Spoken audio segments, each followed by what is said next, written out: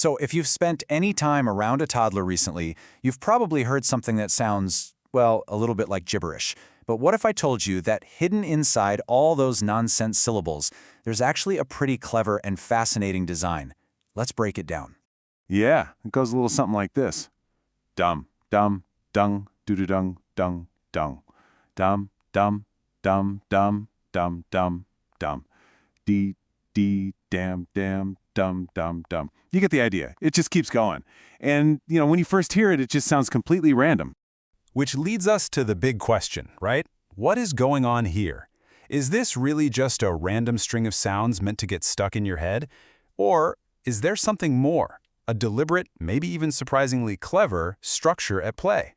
So this whole thing comes from a super popular kids video on the Miku TV Rhymes channel. And for this, we're not going to treat it like a song with lyrics.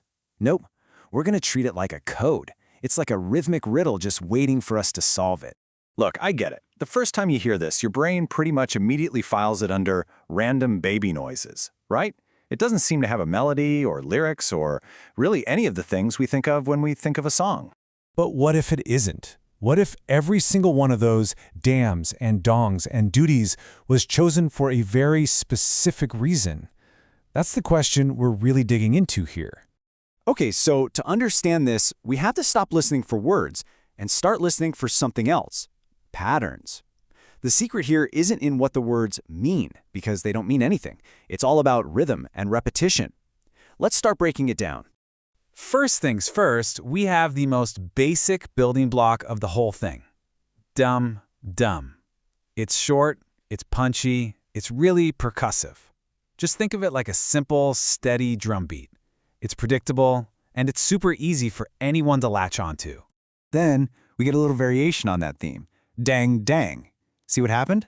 The only thing that changed was that last sound, from that sound where your lips close to the sound that's more in your throat. It's just different enough to keep it interesting, but it's doing the exact same rhythmic job. And this is where it gets really smart. They build complexity from these super simple parts. So you start with a quick little doody, then you stick on one of our main beats, Dudi Dam, and finally, you just repeat that first part to make it even catchier, Dudi, Dudi Dam. It's a rhythm a toddler can literally learn in seconds. All right, so we've found the patterns. But that just brings up an even more interesting question, doesn't it? Why these specific sounds? Why dam and dong and not, I don't know, thrip or splat? Well, there's a reason, and it has everything to do with who's listening. The main tool being used here is something called onomatopoeia.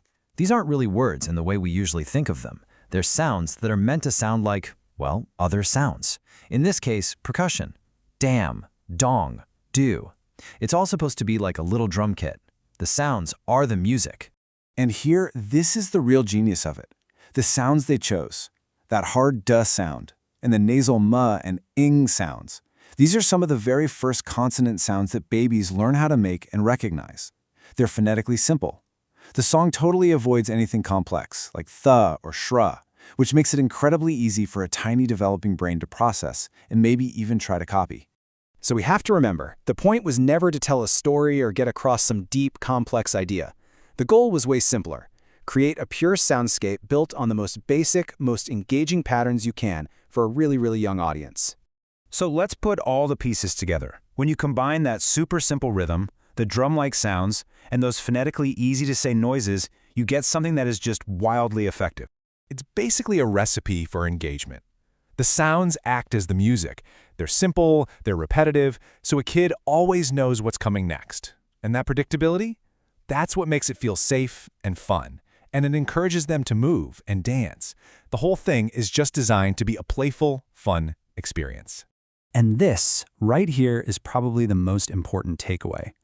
This isn't a song with words that tell you to dance. The beat, the rhythm, the sounds themselves, that is the dance. The percussive syllables are both the instructions and the music, all rolled into one.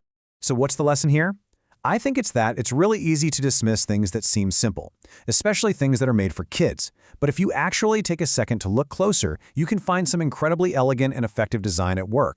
Because when you really strip it all down, you realize that the ultimate goal of these sounds, this rhythm, this whole thing, it isn't language, not in the way we usually think about it.